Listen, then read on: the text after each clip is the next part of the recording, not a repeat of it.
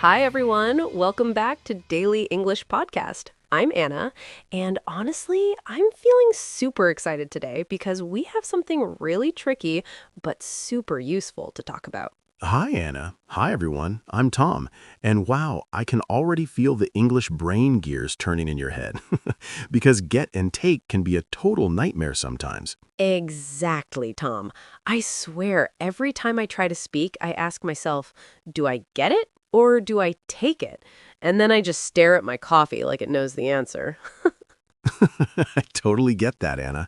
I remember last week I told my friend I will get the bus when I actually meant I will take the bus, and he laughed so hard I thought he was going to fall over. Oh no, that's exactly why today's episode is perfect for all of you listening, because we're going to untangle the confusion between get and take in everyday English. Yes, and by the end of this episode, you'll feel much more confident, and you won't have to stare at your coffee, your keys, or even your cat for answers anymore. Yes, and before we dive in, please like this video and subscribe to Daily English Podcast, because it really helps us keep making fun, useful episodes for you every week. Yes, every like, every subscription, and every comment makes us feel like we're not just talking to empty chairs, which honestly can get a little sad sometimes. So today, we'll share funny stories, real-life examples, and little tricks that help you decide when to get something and when to take something without overthinking. Imagine you're at a cafe and you want your coffee, but you're not sure whether to say, I'll get a coffee or I'll take a coffee, and suddenly it feels like life's biggest question. Yes, and then you see the barista staring at you and you think, oh no, is my English okay? Did I get it wrong or take it wrong? That's why today we'll explain simple patterns that make it easy, so next time you can just smile and say it confidently without panicking. And it's not just cafes. This happens everywhere, at the office and shops, with friends, even when you want to get a gift or take a photo. It can get really confusing. Exactly. And we'll even share a story about how I once got my keys but accidentally took someone else's bag. And it was such a disaster. That's so Tom. But it's perfect because real stories like that make English stick better than just memorizing rules. And we'll also show you the difference between get, as in receive or obtain, and take, as in pick up or carry, with examples you actually use every day. Yes, and by practicing with us, you'll start noticing patterns naturally.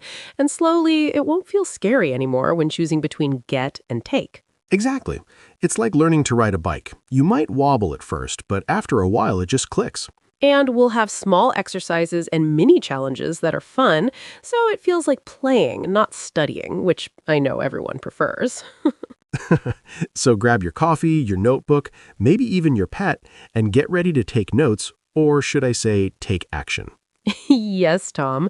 And remember, it's okay to make mistakes, laugh at yourself, and just keep practicing. That's how real English happens. By the end of this episode, you'll not only understand get versus take, but you'll also feel more confident speaking in everyday situations. So, relax, take a deep breath, and get ready to enjoy a calm, funny, and very useful English conversation with us. And let's promise ourselves to laugh a little, learn a lot, and never stress over one tiny word again.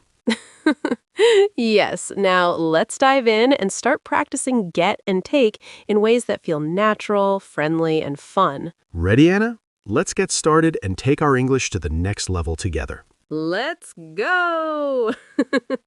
I love the energy, Anna.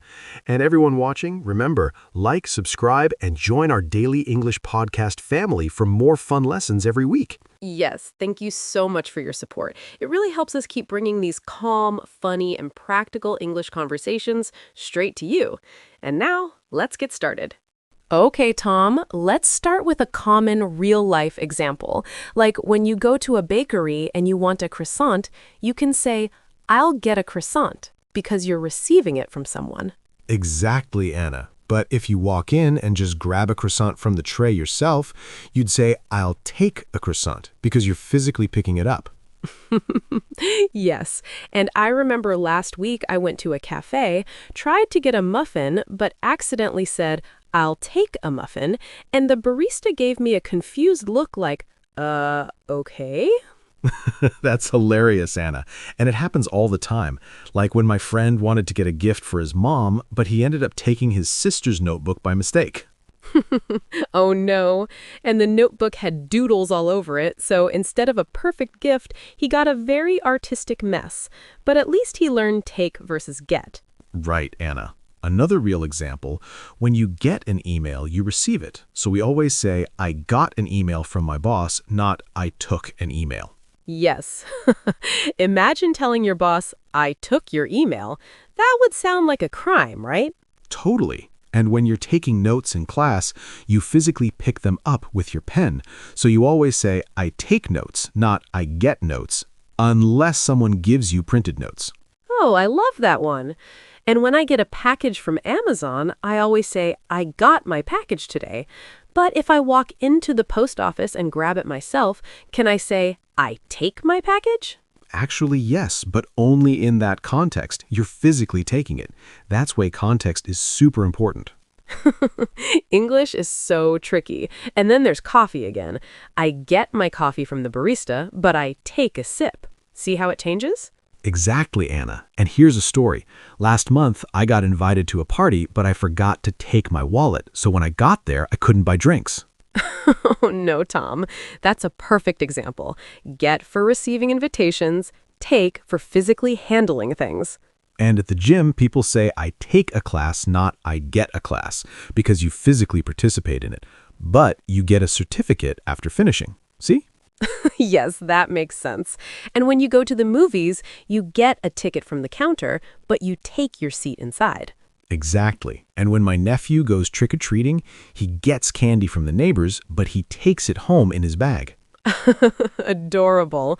And when someone gets a promotion at work, they receive it, but they take responsibility for their new role. Oh, yes, Anna, that's so true. And when I go shopping, I get discounts from the cashier, but I take the items home myself. And when I go to a library, I get help from the librarian, but I take the books from the shelf to read. Exactly. And then there's social media. You get likes and comments, but you take screenshots. Oh, yes, so many real-life examples.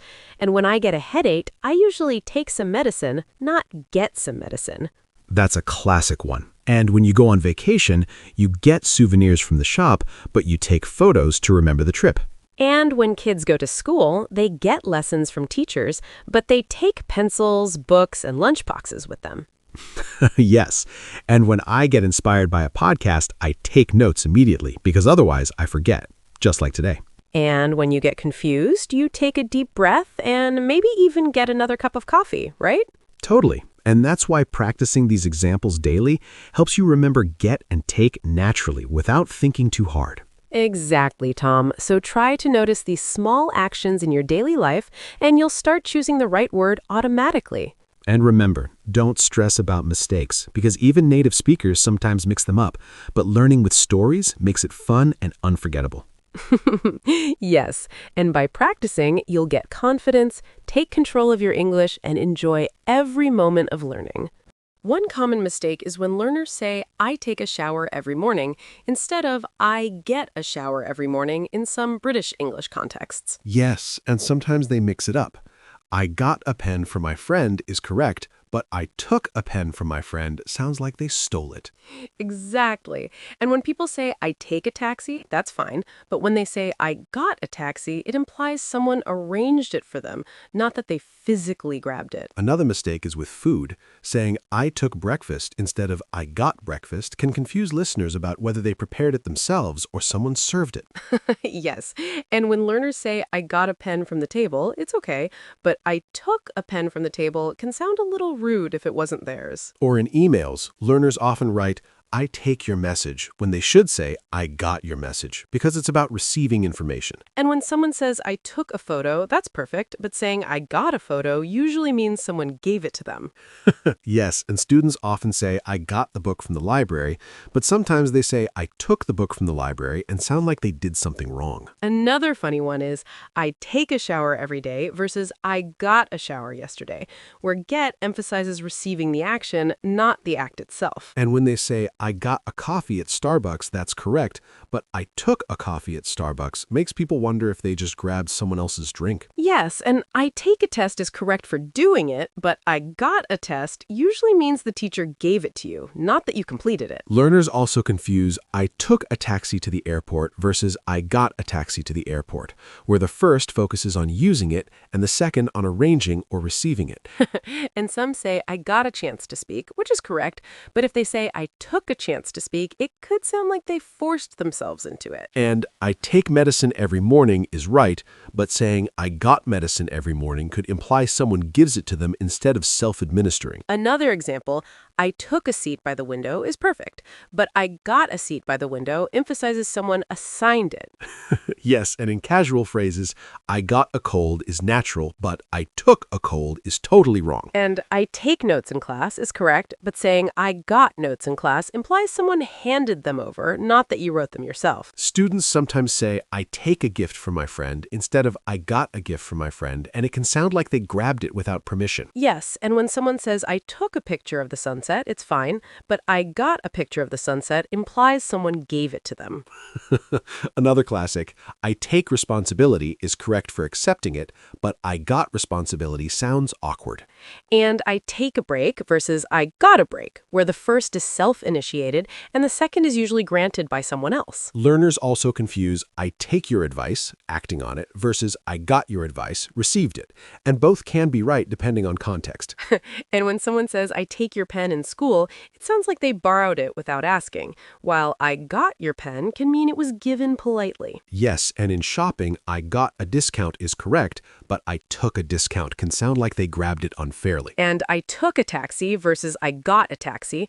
Learners need to notice if the focus is on using it or receiving it. And another one, I took a picture with my friend versus I got a picture with my friend, where one focuses on action, the other on receiving. Finally, learners often say, I take a letter from the mailbox when they mean I got a letter, because take sounds like physically removing it.